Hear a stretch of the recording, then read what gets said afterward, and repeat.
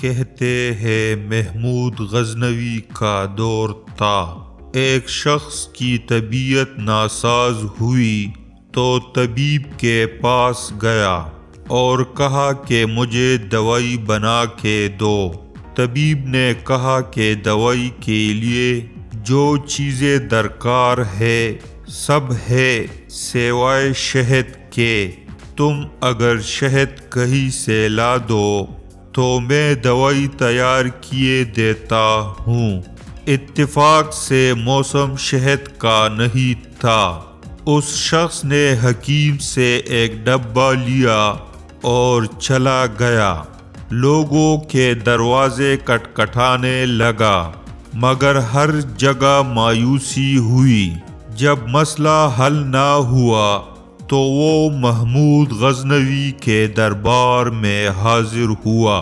وہاں ایاز نے دروازہ کھولا اور دستک دینے والے کی رداء سنی۔ اس نے وہ چھوٹی سی ڈبیا دی اور کہا مجھے اس میں شہد چاہیے۔ ایاز نے کہا آپ تشریف رکھیں، میں بادشاہ سے پوچھ کے بتاتا ہوں۔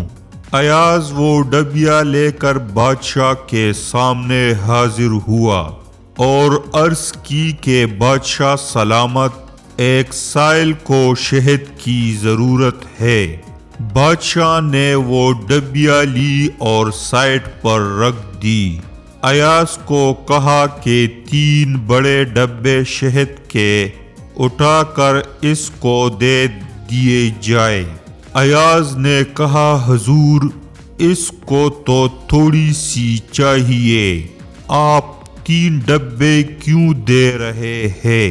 بادشاہ نے ایاز سے کہا ایاز وہ مزدور آدمی ہے، اس نے اپنی حیثیت کے مطابق مانگا ہے۔ ہم بادشاہ ہیں، ہم اپنی حیثیت کے مطابق دیں گے۔